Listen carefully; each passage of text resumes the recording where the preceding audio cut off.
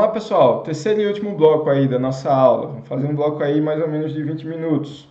Galera, sustentabilidade e licitações. Ok, eu falei dos princípios, são princípios inerentes à sustentabilidade, são desdobramentos do princípio da sustentabilidade que a gente vê muito no direito ambiental, como também a gente viu alguns dos princípios mais importantes do direito administrativo que devem sempre estar correlacionados às licitações e à garantia de que essas licitações sejam sustentáveis. Pessoal, se eu estou falando muito rápido, o YouTube tem uns recursozinhos aí para vocês diminuírem a velocidade. Se está muito devagar, também tem o recurso de você acelerar aí. Eu só peço que não fique pulando e voltando, que aí você acaba perdendo o fio da meada, e aí vai ficar desestimulado, acaba desistindo de assistir. Mas esse acelerador, esse freio aí da velocidade, usem com eficiência os recursos que estão disponíveis para vocês. Então vamos lá, sustentabilidade de licitações, necessidade de imprimir os parâmetros objetivos para auxiliar o tomador de decisões a fazer a escolha certa.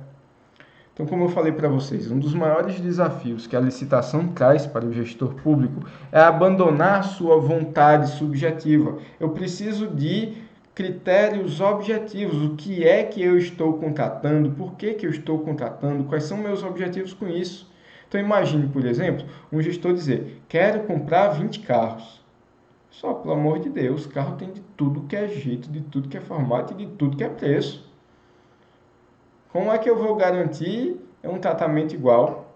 Então, de repente, sei lá, chega uma empresa querendo me fornecer picape, outra empresa com carros de luxo, outra empresa com carros populares. E aí, vai vencer quem? O que eu achar mais bonito? Não, eu preciso de critérios objetivos. Até a beleza, se for um dos critérios, deve ser abordada de uma maneira objetiva e não subjetiva. Não do que eu acho, mas do que de fato deve ser escolhido. Então, vamos lá. Se eu quero comprar 20 veículos, eu tenho que dizer, para que esses 20 veículos? Ah, é para transportar servidores e papéis e objetos de pequeno porte. Ok, então talvez um carro de passeio popular seja suficiente. Então eu vou e coloco, olha, eu quero contratar, sei lá, uma frota de 10 veículos. Ok, eu quero 10 veículos. Eu quero veículos que sejam para 5 pessoas. Eu quero que tenha pelo menos, sei lá, 300 litros de bagageiro. Ok. Então, e eu quero pagar até 50 mil reais por cada um desses veículos. Beleza. Então, veículos que caibam 5 pessoas, que tenham bagageiro de pelo menos 300 litros e que tenham um valor aí de até 50 mil reais. Ok. Então, eu tenho critérios objetivos, não é o que eu acho. Ah, eu acho que aqui vai caber 4 pessoas, eu acho que aqui cabe 5. Não, o veículo ele tem que ter essa estrutura. Beleza. Agora, pessoal, muitas vezes eu contrato o veículo, mas esqueço da manutenção. E a gente sabe na prática que tem muitos produtos que são baratos, mas que a manutenção é cara. Pincel de quadro branco, pelo amor de Deus, a gente tem uns pincéis aí que custam R$ 1 e pouco, às vezes você dá 2 riscos e acabou. Aí tem um outro que custa R$ 10, mas que dura pra caramba, e em vez de comprar um pincel não, você compra só a recarga. Será que não era melhor eu comprar esse da recarga, que aí a longo prazo eu vou ter uma economia maior? Economia inclusive de recursos, economia aí na geração de resíduos, economia no sentido econômico. Então, tudo isso, pessoal, deve ser inserido também como critérios objetivos. Um dos nossos critérios objetivos, como eu já falei para vocês, seria a adoção ali da exigência de selos de qualidade, como o ISO 14000, ISO 14001, um selo de orgânico, um selo de agricultura familiar. Tudo isso aí são critérios objetivos que podem ser adotados sim. Agora, pelo amor de Deus, a gente vê de vez em quando, estava lendo um livro há pouco tempo atrás, que relatou uma situação em que determinada cidade o prefeito queria contratar 300 1000 cadernos, agora os cadernos tinham que ter 93 folhas. 93 folhas. E cada folha tinha que ter a dimensão, sei lá, é aqui eu estou chutando, 15,2 por 29,8 centímetros. Aí, nesse sentido, nessa época só tinha uma empresa no Brasil inteiro que fornecia esse caderno. Aí, pessoal, eu estou sendo objetivo ou estou fraudando a licitação, é, entregando para um vencedor único, um único concorrente que com certeza será o vencedor? Então a gente tem que ter cuidado para que esses critérios objetivos não venham a se tornar um feitiço contra o feiticeiro. Além do mais, pessoal, a obrigação de incorporar critérios além do econômico. Então, como eu falei para vocês, nós até já temos o critério de menor preço, mas não é o único, tem melhor técnica e preço, melhor lance. Ok, mas sim, mesmo no de menor preço, eu posso colocar algumas exigências no condão da manutenção. Ok? Olha, menor preço, mas que em conjunto não só o valor do veículo, como a primeira, a segunda, a terceira e a quarta revisões. Pode ser. E aí eu posso estabelecer que as revisões têm que ser no mínimo com 10.000 quilômetros. Sei lá, porque o cabo vai dizer, dou uma revisão bem baratinha, mas é uma revisão a cada 1.000 quilômetros. Não, aí não vai ter muito futuro, não é isso? Questão das peças, questão de achar peças de reposição, pode ser um critério objetivo que vai ser inserido lá. Então é um critério econômico, mas que ele vai além do econômico. Então, em algumas prefeituras já existe, por exemplo, um incentivo à agricultura familiar no intuito de adquirir aqueles produtos para a merenda escolar. Então, quando eu coloco um incentivo à agricultura familiar, eu estou saindo meramente da questão econômica, porque assim é viável que uma monocultura empresarial consiga produzir a custos mais módicos, mas assim, muito provavelmente também com um uso maior de agrotóxicos, um uso maior de hormônios e outras substâncias que não vão ser tão saudáveis assim no final das contas. Não estou dizendo que a agricultura familiar será 100% sustentável, tem seus próprios problemas, mas que normalmente é uma agricultura que quem está fazendo é o próprio dono daquela propriedade, provavelmente alguém que vai consumir os seus produtos, então normalmente tem um cuidado maior, uma proteção maior a essas pessoas. Além do mais, pessoal, dever de internalizar as externalidades. É uma frasezinha que o professor Juarez de Freitas fala, mas que é um clássico do conceito do princípio do poluidor pagador. Inclusive tem sido cobrado em provas e concursos. Então, a partir do momento em que, olha, que são internalidades, professor? Lembre um pouquinho lá das aulas de economia. Nós temos resultados da nossa atividade diária, resultados que são internos. Esses resultados internos eles podem ser positivos,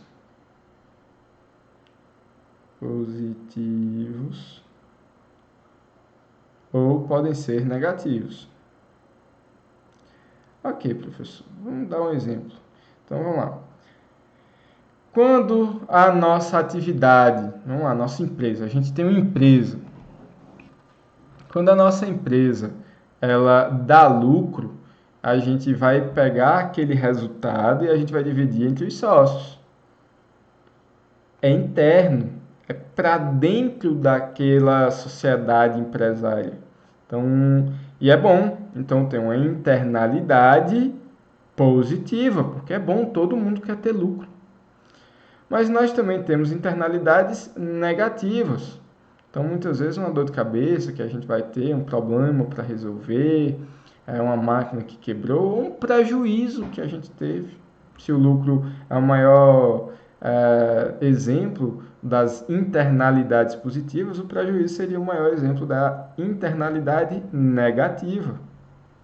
Mas aí, pessoal, nossas atividades também vão trazer resultados exteriores.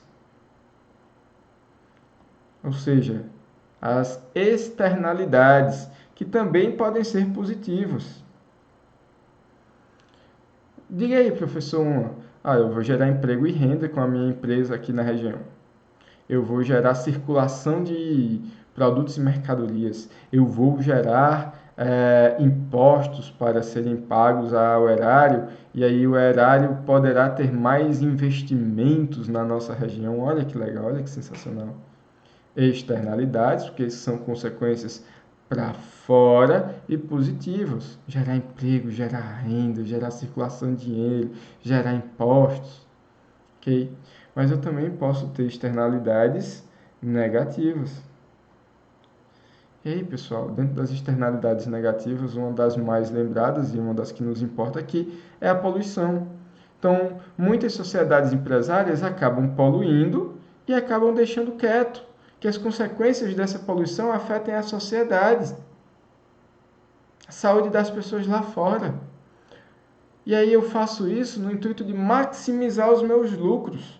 Então eu internalizo o lucro e externalizo o prejuízo. É justo que as pessoas lá fora que sejam comprometidas em sua saúde, em suas rendas, em seus sonhos, pela minha atividade. Então, pessoal, para que eu possa dizer que um produto, um serviço, ele é sustentável, ele tem que internalizar as suas externalidades negativas.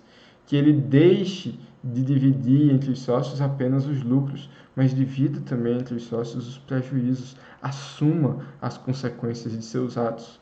Então, importante essa expressão de internalizar as externalidades, porque eu vou me apoderar não só daquilo de bom que está sendo realizado pela minha atividade empresária, mas também por aquilo que eu estou produzindo de prejuízo para a sociedade e eu que vou assumir as consequências. Consequências preventivas, instalando os filtros para evitar a poluição, ou repressivas, com a indenização àqueles que de fato sofreram os danos, a reparação do equilíbrio ambiental, ok? Então, sempre que a gente falar de sustentabilidade nas licitações, eu tenho que lembrar do princípio poluidor-pagador, eu tenho que lembrar da ideia de internalizar as externalidades. Para isso, pessoal, é claro que muitas vezes o nosso produto brasileiro ele acaba tendo um prejuízo concorrencial com de outros países que não tem FGTS, que não tem direitos trabalhistas para serem recolhidos, que não tem uma legislação ambiental séria, esses produtos vão ser mais baratos. Mas comprando esses produtos mais baratos, que desrespeitam a cadeia das dimensões da sustentabilidade, a teia, na verdade, da sustentabilidade, então, de fato, eu estou economizando agora para ter prejuízos futuros. E aí, pessoal, eu lembro aqui a Lei 12.462, 2011, que vai falar no artigo 4º que nas licitações e contratos de que trata essa lei, serão observadas as seguintes diretrizes: a busca da maior vantagem para a administração pública, considerando os custos e benefícios diretos e indiretos, internos ou externos, de natureza econômica, social e ambiental. Mais uma vez, pessoal, essa lei 12.462 é a lei das licitações da Copa do Mundo e das Olimpíadas. Então, é mais um instrumento normativo que trouxe regras sobre licenciamento, que traz o pilar aí do desenvolvimento sustentável de natureza econômica, social e ambiental. Além disso, pessoal, quando a gente vai aplicar a sustentabilidade às licitações, é importante que façamos sempre algumas perguntas. No primeiro momento, o processo licitatório é sustentável? Então, dentro dessa pergunta maior, eu posso fazer a pergunta: será que eu, administração pública, preciso mesmo desse produto, desse serviço? Será que não tinha como evitar a contratação? Ou se eu fosse contratar, sei lá, em vez de comprar um carro novo, será que talvez o reparo das viaturas que já existem não seria suficiente? Ou será que não seria mais barato mesmo trocar por um novo veículo. A gente sabe que os veículos às vezes chegam ali num prazo de validade, a manutenção é bem mais cara do que a aquisição de um novo bem. Hoje a gente vive na era dos bens descartáveis, tomara que isso passe depois da pandemia. Então, em um primeiro momento, eu tenho que refletir: esse processo licitatório é sustentável? Eu preciso dele, eu preciso desses recursos.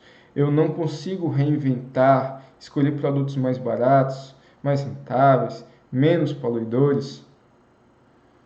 Então, eu estou contratando com as pessoas que precisam ser contratadas, ou só estou meramente dando lucro aos meus apaniguados? Em um segundo momento, pessoal, a gente deve perguntar: o objeto licitado é sustentável?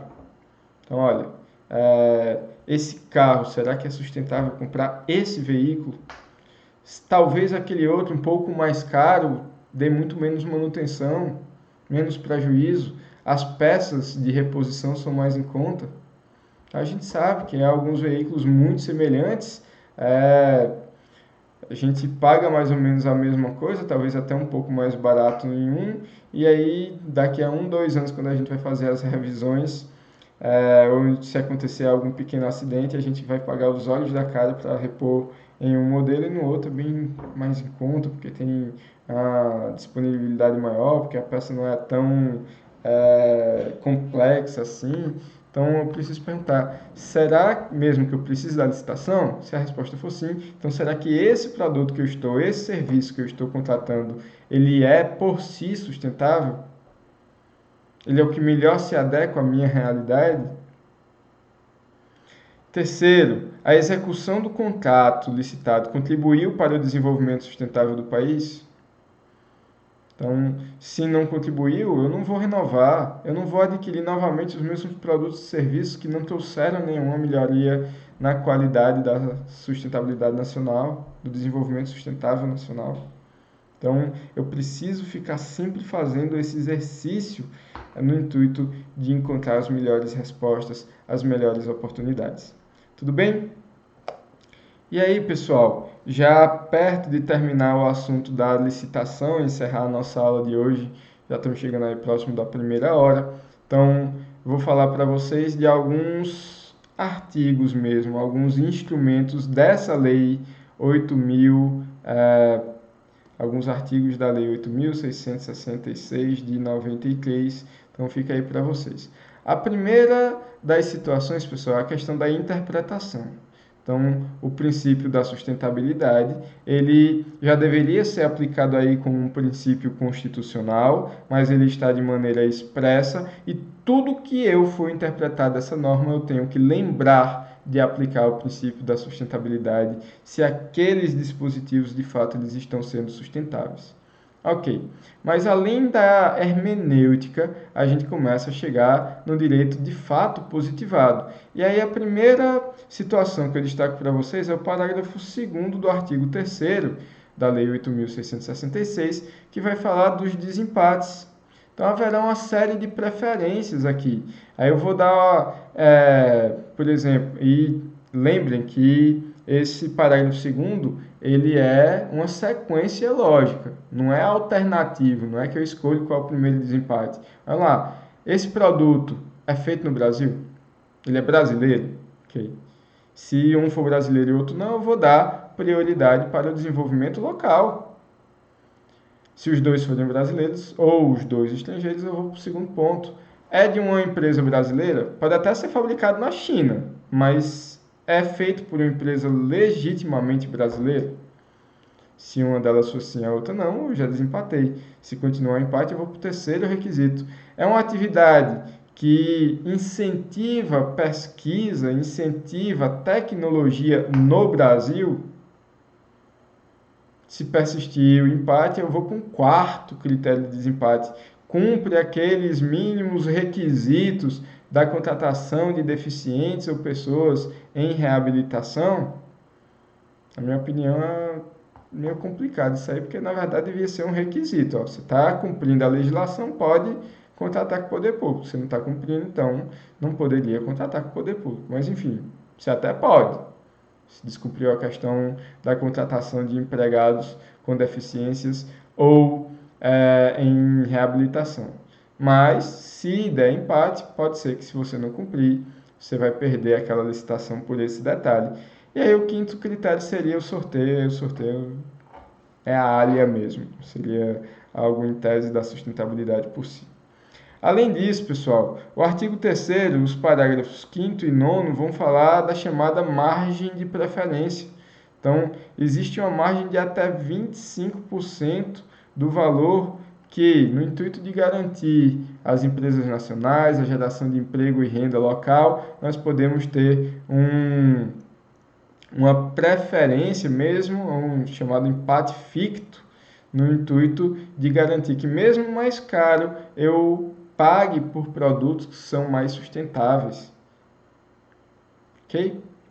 Além do mais, pessoal, nós temos algumas definições. Eu peço que vocês leiam em casa o artigo 6º, inciso 9, que vai falar exatamente de alguns desses critérios. Sendo um pouco mais técnico, esse 6º, inciso 9, falando dos projetos básicos, do que deve ser detalhado num projeto básico, de todas as informações que devem ser prestadas para a escolha de uma melhor proposta. Então, faz parte da sustentabilidade, faz parte daquilo que vai trazer menos poluição, faz parte daquilo que vai garantir uma maior geração de emprego e rendas. Eu peço também que vocês deem uma olhada no artigo 12, que vai trazer alguns requisitos, esse artigo 12, requisitos esses que fica bem gritante ali da dimensão ambiental, no inciso 7 vai falar do impacto ambiental, mas no inciso 6 vai falar da saúde dos trabalhadores. Antes disso, levar em consideração a matéria-prima que será gasto, os recursos que serão investidos. Então, tudo isso são requisitos necessários à tomada de uma melhor escolha. E aí também, pessoal, na questão da dispensa da licitação, não confundir com as inexigibilidades. Mas lá dentro das dispensas, nós temos no artigo 24, os incisos 27, 30, 33, que eu peço que vocês façam a leitura nas suas casas. Pessoal, estouramos o nosso tempo, temos uma aula com mais de 1 hora. Agradeço demais a atenção de vocês, a paciência de ter chegado até aqui. Participem das aulas, tirem suas dúvidas dentro ou fora do horário. Eu vou tentar trazer um suporte para vocês. Não sei se nesse momento que você está assistindo a aula já postamos as notas. Estou terminando de corrigir, ainda não terminei de corrigir as 2 salas, teve uma que já, outra não. Mas agradeço a paciência, agradeço a atenção, desejo muita saúde, muita paz para todos vocês. Quem puder, cumprir o que a ciência está pedindo. Fique em casa, se a gente fizer a nossa parte. Eu tenho convicção que a gente vai conseguir sair o quanto antes dessa pandemia, com exemplo aí da Espanha, da Itália, de Portugal, do próprio Canadá, que depois de fazerem o dever de casa, já começam, pelo menos na semana que eu estou gravando essa aula, começam a sair das quarentenas. Tudo bem? Pessoal, muito obrigado. Até a próxima, se Deus quiser.